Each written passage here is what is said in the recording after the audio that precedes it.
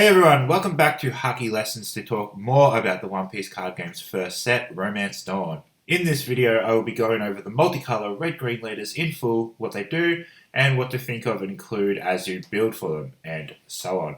In previous videos, I have gone into depth on all of the red and green cards available during set 1, so I won't retread too much of that ground here. If there are any cards that I mentioned that you aren't across yet, you can check them out here. As you may know, in the One Piece card game, you can only include in your deck cards that are the colour of your leader card. And yet, multicolour decks are a possibility thanks to the multicolour leaders. Monkey D. Luffy and Trafalgar Law are the red-green leaders. As a trade-off for having access to two colour pools of cards, they start with 4 life instead of the regular 5. It is only 1 less life, but it would behoove you to put in a little extra defense into your build and or just not take damage as cheaply in the early game as you might with a 5 life leader. Luffy's ability is an activate main. Once per turn at the cost of 4 Don, set up one of your Supernovas or Straw Hats that cost 5 or less back to active and it gains an extra 1000 power. Very similar to the starter deck Kid Leader's ability. Difference being that it restands a character instead of itself. It costs an extra Don, but it doesn't have you discard, and then there's the extra power as well. Restanding the leader could be seen as better as you're more likely to be able to do it every turn, whereas characters can be killed leaving you with nothing to use it on. But on the other hand, the character you could be using on it could have a good effect to make use of twice. For example, double attack. Some other cards with abilities that can be used twice this way. Robin, Chopper, Brook, Jinbei, and Apu. Trafalgar Law has an activate main once per turn for the cost of 2 Don. If you have 5 characters on the board, return 1 to hand and then play one of a different colour with a cost of 5 or less. This is the best example of a thematic ability, working the way that Shambles does. And speaking of thematic, I went into depth on what cards there are to make a thematic Heart Pirates deck in this video. Most of the Heart Pirate cards work well with this leader in mind, helping you play 2 cards for the price of 1 to get the board up to 5 characters quicker, but you don't have to play it thematically. A workable substitute for these cards is to play a lot of low-cost cards. I think a great card to use with that approach in mind is Otama, which on play makes an opponent's card weaker. Then you use your leader ability, you can swap Otama back to hand to either use again later or use as a 2k counter. And if Otama isn't the card you want to swap back, it could be some other card with a good on-play effect that you want to use again. Or maybe the card you put back in hand is one that has attack this turn. Then the card you swapped with could be a card with Rush, or the Law which on play will set a Supernova or Heart Pirate back to active. And that's as good as Rush.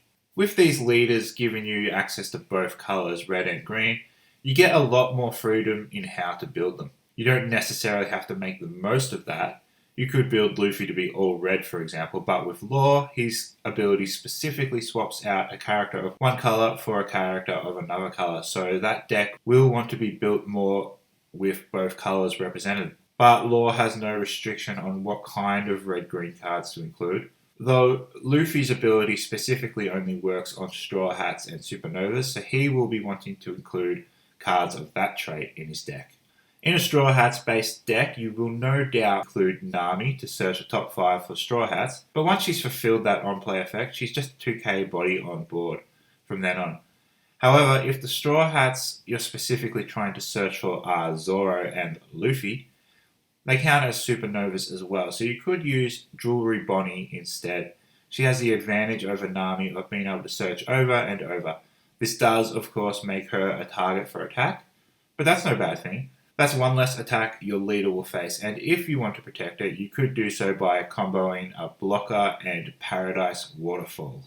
With Law as your leader, it's easier to get his ability off if you do run a good amount of cheap cards. Like I mentioned, Otama is good here. Nami is just generally good in any deck with access to red, but here you could play her to get your board up to 5 characters, attach the rest of Don that was used to play her to something, and then bounce her back to hand. Essentially not wasting a Don to get your board big enough to use the leader ability. As I mentioned, with these leaders only having 4 life, you're going to want a little bit more defense.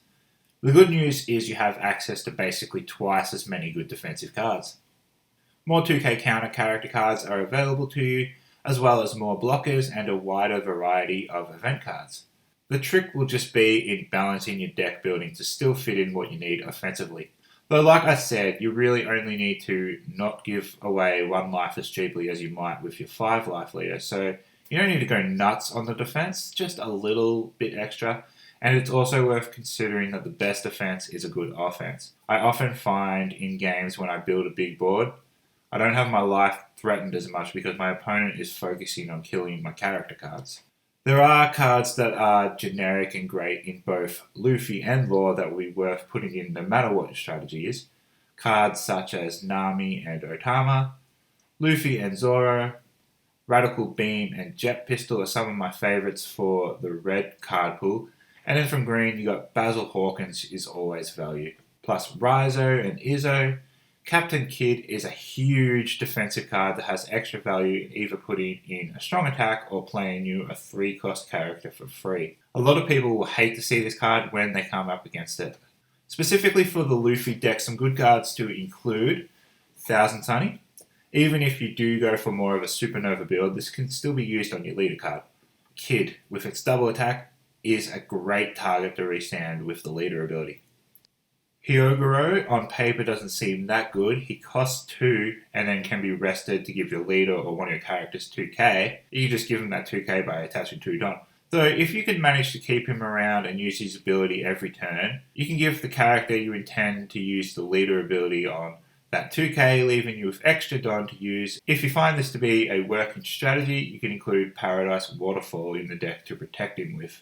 For the Law deck, Rush cards are a great inclusion to be the card that swaps in with the leader ability, as well as the Law that restands a Supernova or Heart Pirate. I Will Be King of the Pirates is a promo that will be obtainable in casual tournaments, and it's the only one from it, so it will be easy to get.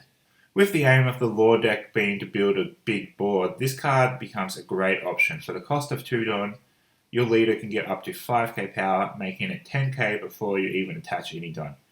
Even better, if you have 2 Nami out, you can get up to 20,000. I have found that with this deck's aim to get 5 characters on board, it can really slow you down when your opponent kills all your characters. It helps to have low-cost cards so you can put out multiple per turn, and if they're the kind of cards that you just want to sit on the board and not attack with, they won't be as vulnerable. Of course, you can't do much about skills that KO or bounce back to your hand, but at least you can protect your cards when they get attacked. So putting in a few strong counters will be good. As mentioned earlier, Paradise Waterfall is a counter that will restand your character. As only a 2k counter, it's not going to be enough against strong attacks, but once that battle is over and your character stayed alive and now is back in active, it will be safe from further attacks. Similar line of thinking, Punk Gibson is a counter for 4k power, and that will rest one of your opponent's 4-cost or less characters, reducing the amount of attacks you have to worry about. Alright, that's all I've got to say for this video, a fairly broad overview of the decks and how to build them. I may do a more in-depth guide to deck building in the future, and speaking of the future, the game's release is very near. I will be releasing deck profile videos once I can film them with the actual cards in my hands, and before that I will be doing a case opening video. One question I would like an input on is how should I present that video? So like in full with no cuts, just cut to the best pulls, or what I was thinking was maybe do one box in full and then from then on just cut to the best pulls, because I want the video to be a watchable length. I'm not really someone who enjoys watching unboxing videos myself, so I don't know, what would appeal to y'all? Anyway, do make sure to subscribe for all of that, and I will see you soon.